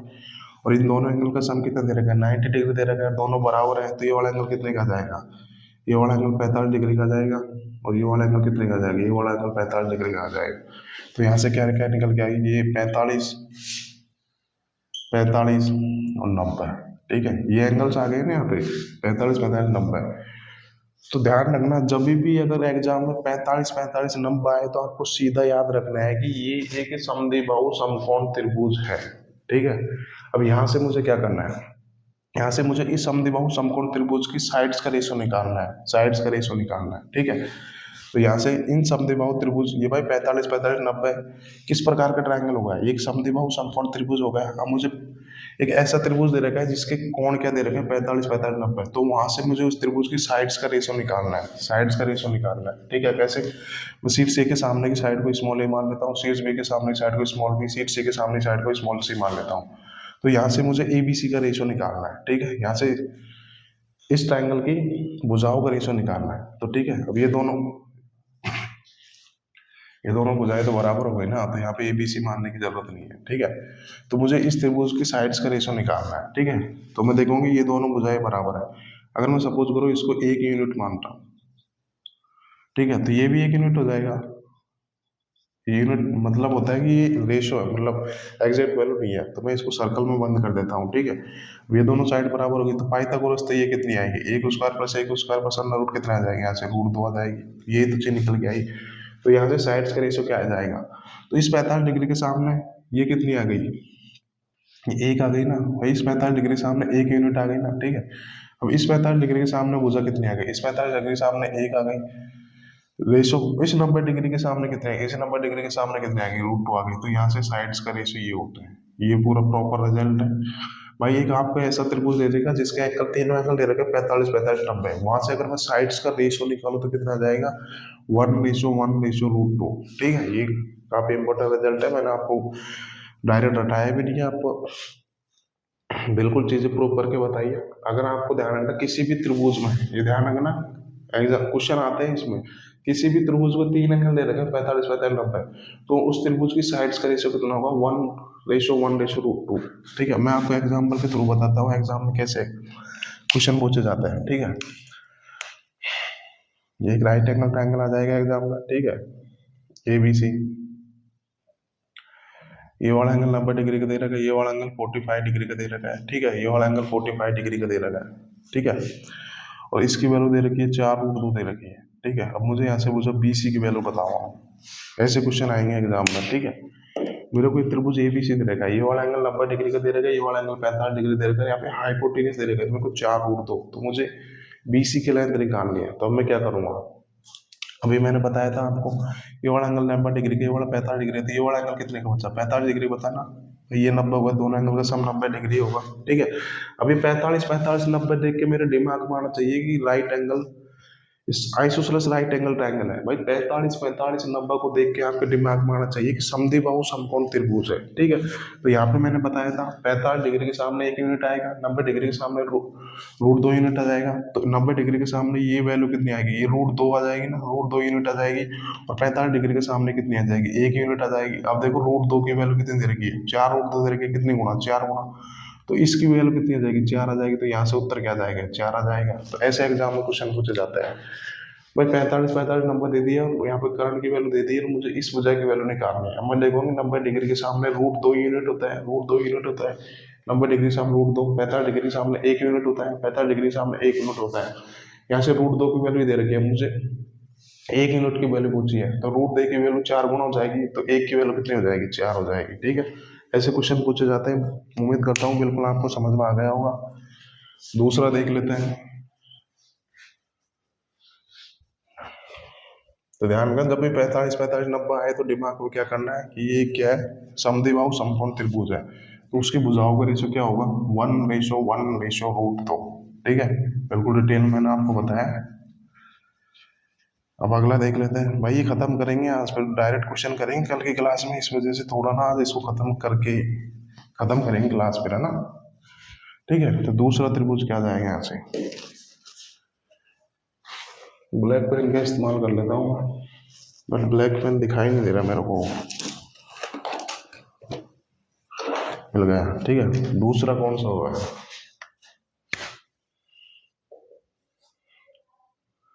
दूसरा मान लेता हूँ ये आइसोसेलेस राइट एंगल ट्रायंगल कितना आ गए 45 नंबर को ही बोल रहे हैं ना। ठीक है, तो मैं ऐसे लिख देता हूँ, पहला ट्रायंगल कौन सा पड़ा मन में, 45 डिग्री, 45 डिग्री और 90 डिग्री डिस्कस किया ना। दूसरा क्या हुआ, 30 डिग्री, 60 डिग्री, 90 डिग्री। दूसरा ये देखेंगे, दूसरा राइट एंगल ट्रायंगल ये देखेंगे, क्या दे रखा है यहाँ पे, मुझे एक त्रिभुज दे रखा है जिसके 3 एंगल दे रखे हैं, 30 डिग्री, 60 डिग्री, 90 डिग्री। तो मुझे इस त्रिभुज की साइड्स का रेशो निकालना है, तो कैसे निकालूंगा, देखो मैंने एक 90 डिग्री का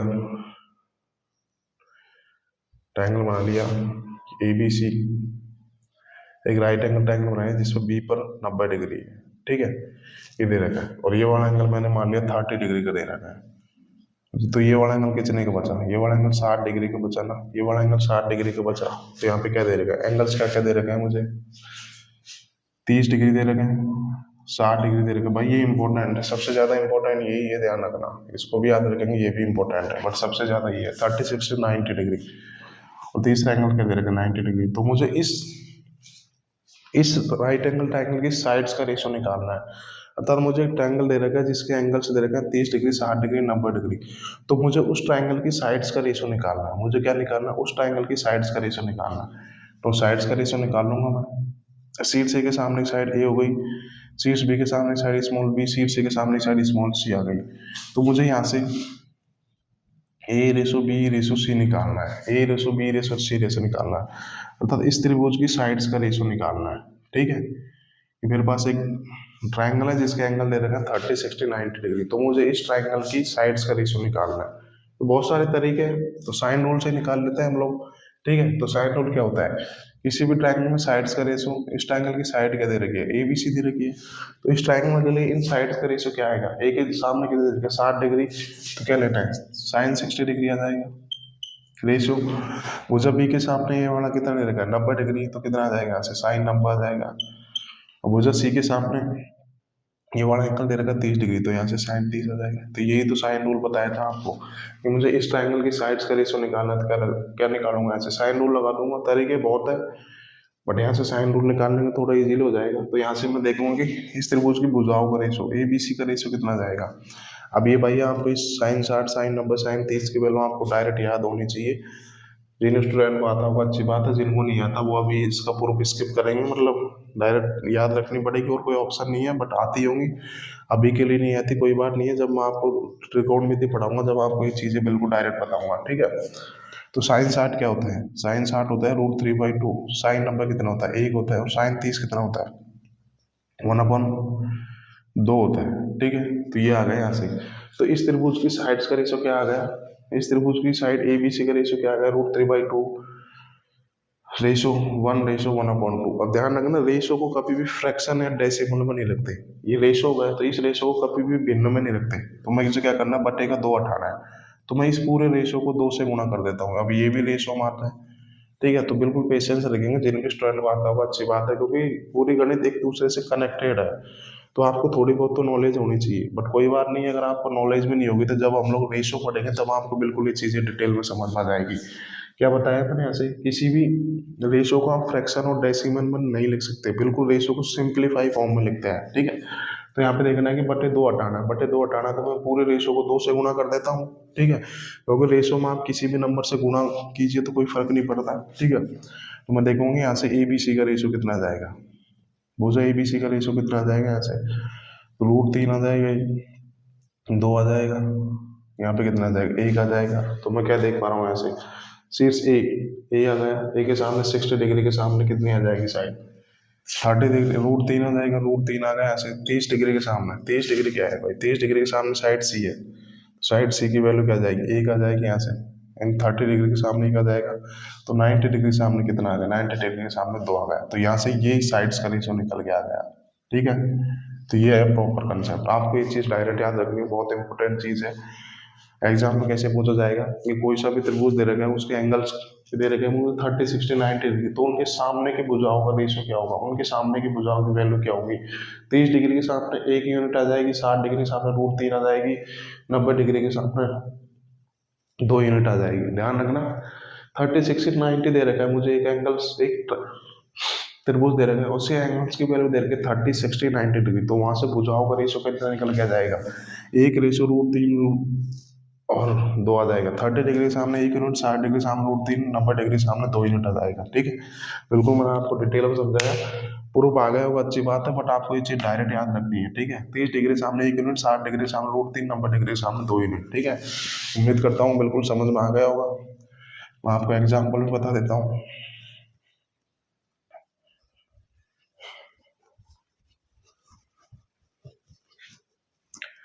एग्जाम में क्वेश्चन कैसे पूछने को आते हैं, ऐसे आते हैं। देखो भाई, एक ट्रायंगल ले दिया ABC, एक ट्रायंगल ले दिया जिसमें B पर 90 डिग्री दे दिया। ठीक है, B पर 90 डिग्री दे दिया, और ये वाला एंगल दे दिया मेरे को 30 डिग्री का दे दिया, ये वाला एंगल मेरे को 30 डिग्री का दे दिया। ठीक है, और इस वाले एंगल की वैल्यू दे दी 8 डिग्री दे दी मेरे को, 8 डिग्री दे दी। ठीक है, तो मुझे इस भुजा की, भाई AC की वैल्यू दे दी 8 डिग्री, और मुझे भुजा BC की वैल्यू निकालनी है। ऐसे क्वेश्चन पूछने को आता है। ठीक है, सॉल्व करेंगे। अब पाइथागोरस थ्योरम नहीं लगा सकते, क्योंकि एक ही साइड की वैल्यू दे रखी है, दोनों साइड की वैल्यू दे ही नहीं रखी, तो पाइथागोरस थ्योरम तो लगेगी नहीं। तो अब कैसे निकालूंगा, अब मैं देखूंगा कि ये वाला एंगल 90 डिग्री का है, ये वाला एंगल 30 डिग्री का है, तो ये वाला एंगल बचा, ये कितने का हो जाएगा, 60 डिग्री का बचा ना। अब ये क्या आ गया, 90, 30, 60, 30, 60 नंबर आ गया, तो मुझे क्या करना है, यहाँ से साइड की वैल्यू तो निकालनी है। तो मैं साइड्स का रेशियो कितना होता है भाई, 30 डिग्री के सामने कितना होता है, 30 डिग्री के सामने 1 यूनिट होता है, और 90 डिग्री के सामने 2 यूनिट होता है, और 60 डिग्री के सामने कितना है, 60 डिग्री के सामने √3 यूनिट होता है। ये बिल्कुल मैंने आपको साइन रूल से बता दी कि किसी भी त्रिभुज में 3 एंगल दे रखा 30, 60, 90, तो उनके साइड्स का रेशियो कितना आ गया, 30 डिग्री सामने 1 यूनिट, 60 डिग्री सामने √3 यूनिट, 90 डिग्री सामने 2 यूनिट आ गया। ठीक है, अब यूनिट 2 यूनिट की वैल्यू कितनी दे रखी है, 8 दे रखी है, 4 गुना दे रखी है, तो √3 की वैल्यू 4 गुना करूंगा कितना आ जाएगा, 4√3, तो इसकी वैल्यू कितनी आ जाएगी, BC की वैल्यू 4√3 आ जाएगी। ध्यान रखना 30 डिग्री के सामने 1 यूनिट होगा, 90 डिग्री के सामने इसका 2 गुना होगा, ये याद करने का तरीका बता रहा हूँ। 30 डिग्री के सामने 1 यूनिट होगा, 90 डिग्री के सामने 2 यूनिट होगा। यहाँ पे देखो 90 डिग्री के सामने 8 दे रखा, तो यहाँ पे 30 डिग्री के सामने इसका आधा ही तो होगा, तो ये वैल्यू कितनी आ जाएगी, 4 आ जाएगी। ये वैल्यू 4 आ जाएगी, ये तो एग्जैक्ट आ गई ना। ठीक है, तो आपको ये याद रखना है 30 डिग्री के सामने जो वैल्यू आएगी 90 डिग्री के सामने उसके 2 गुनी आएगी। ठीक है, और 60 डिग्री के सामने जो 30 डिग्री सामने वैल्यू आएगी उसका √3 गुना आएगी। ठीक है, और एग्जाम्पल बता देता हूँ आपको। ये त्रिभुज ABC दे दिया, ये B पर 90 डिग्री दे दिया, ये B पर 90 डिग्री दे दिया। ठीक है, ये वाला एंगल मैंने 60 डिग्री का मान लिया, ये वाला मैंने एंगल 60 डिग्री का मान लिया। ठीक है, ये वैल्यू आ गई 15√3 आ गई, तो मुझे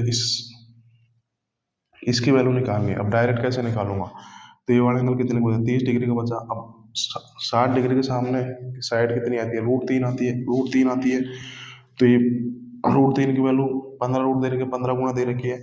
अब ये कितनी आ जाएगी, यहाँ पे √3 की वैल्यू कितनी दे रखी है, 15 गुना दे रखी है, तो यहाँ से एक की वैल्यू कितनी आ जाएगी, 15 आ जाएगी। अब मुझे डायरेक्ट ये वैल्यू 15 दे रखी है, ये वैल्यू निकालनी है डायरेक्ट, तो कैसे आ जाएगी, इसका दुगुना तो आ जाएगी, तो कितनी आ जाएगी, 30 आ जाएगी यहाँ से। और एग्जाम्पल बता देते हैं, क्योंकि ये इंपॉर्टेंट चीज़ है, इस वजह से मैं इतने सारे एग्जाम्पल ले रहा हूँ। त्रिभुज ABC दे रखा है, ये वाला एंगल 90 डिग्री का दे रहा है। ठीक है, ये वाला एंगल 30 डिग्री का दे रखा है, ये वाला एंगल मेरे को 60 डिग्री का दे रखा है। ठीक है, सपोज करो मुझे इस भुजा की वैल्यू दे रखी है, कितने दे रखी है, इस भुजा की वैल्यू दे रखी है 5 दे रखी है। अब मुझे इस भुजा की वैल्यू निकालनी है, तो कैसे निकालूंगा, देखो ये वही त्रिभुज बन गया जिसका एंगल 30, 60, 90 डिग्री दे रखा है। 30 डिग्री के सामने 5 है, तो 90 डिग्री के सामने आप क्या करोगे, डायरेक्ट इसका दुगुना करोगे, कितना आ जाएगा, 10 आ जाएगा। और 60 डिग्री के सामने इसका √3 गुना आ जाएगा, तो 5√3 आ जाएगा। ऐसे करना है आपको एग्जाम में। 90 डिग्री के सामने 30 डिग्री के सामने 5 है, तो 90 डिग्री के सामने इसका दुगुना आएगा, तो 10 आ जाएगी। ठीक है, अब 60 डिग्री के सामने इसका √3 गुना आती है। ठीक है, तो 5√3 आ जाएगी। ठीक है, उम्मीद करता हूँ बिल्कुल आपको समझ में आ गया होगा। ठीक है, अब अगला देख लेते हैं, तब तक 5 सेकंड का टाइम देता हूँ, आप लोग नोट कर लीजिएगा।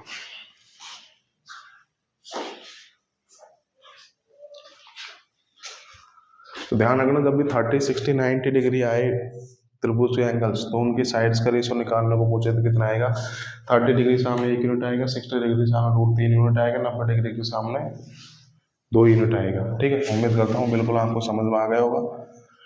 और इतना बेसिक से आपको पूरा यूट्यूब पर कहीं भी चले जाइए कोई नहीं बताएगा। 3 एग्जाम्पल बता दिए मैंने इस पे, उम्मीद करता हूँ बिल्कुल आपको समझ में आ गया होगा। अब 2 त्रिभुज और बचे, उनको डिस्कस कर लेते हैं।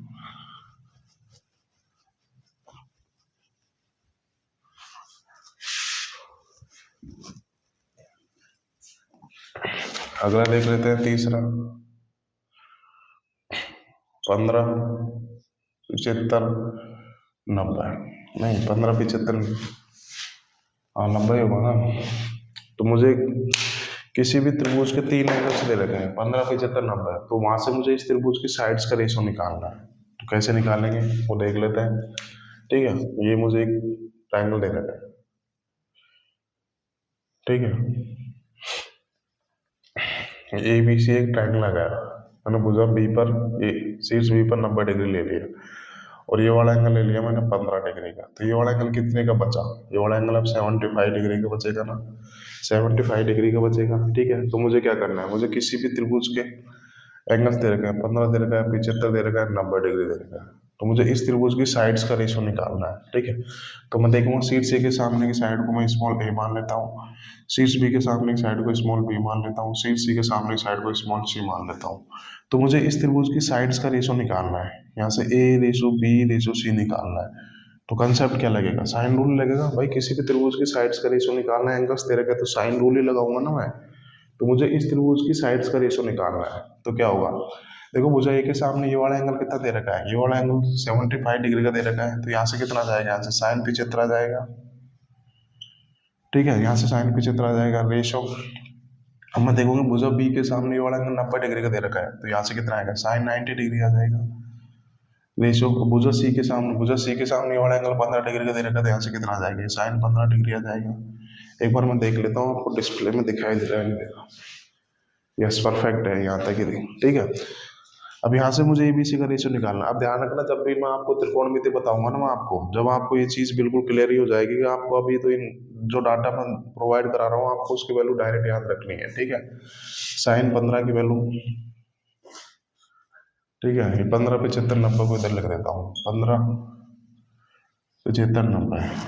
ठीक है, जब आप लोग त्रिकोणमिति पढ़ोगे, जब आपको ये चीज़ें बिल्कुल बताऊंगा मैं कैसे आएगी। साइन 15 बराबर कॉस 75, इसकी वैल्यू क्या निकल के आती है, इसकी वैल्यू √3 - 1 2 √2 निकल के आती है। बोलो साइन 75 डिग्री बराबर कॉस 15 डिग्री, इसकी वैल्यू कितनी आती है, √3 + 1 बटा 2 √2। ठीक है, अब मैं बात करूँ साइन 120 डिग्री, इसकी वैल्यू कितनी आती है, -√3/2। यहाँ से मैं बात करूँ cos 120 डिग्री, इसकी वैल्यू कितनी आती है, 1/2 आती है। तो ये वैल्यू आपको डायरेक्ट याद रखनी है भाई।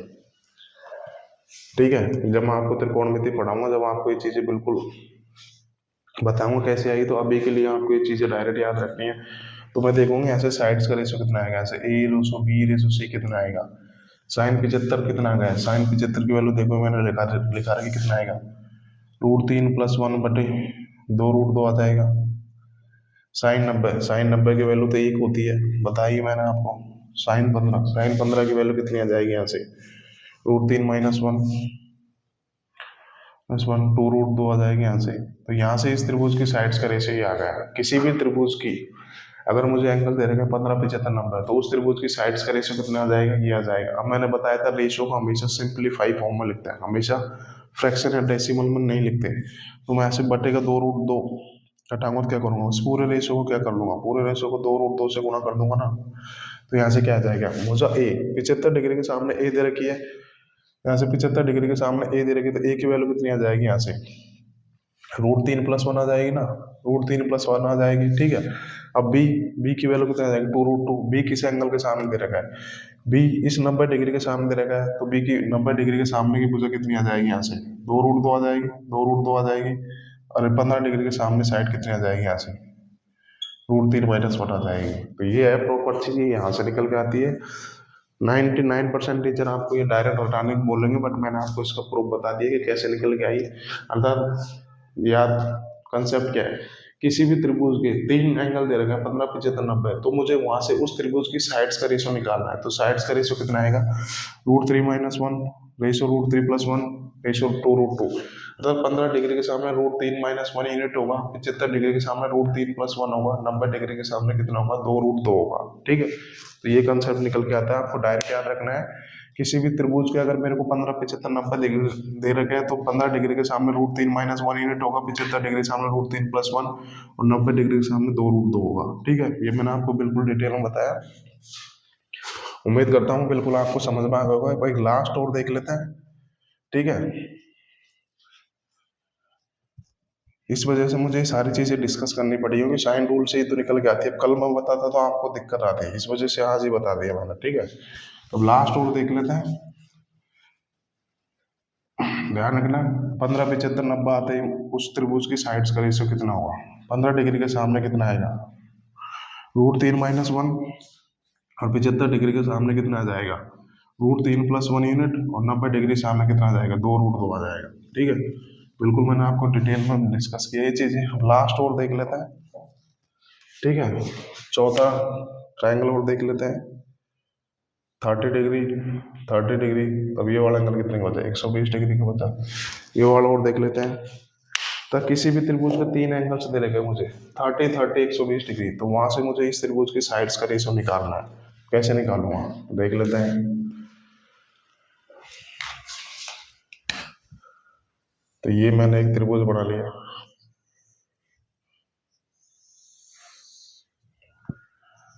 ABC एक त्रिभुज बना लिया। ठीक है, ये तो आप खुद से निकाल सकते थे, बट मैं बता देता हूँ। ये वाला एंगल मैंने ले लिया 120 डिग्री का।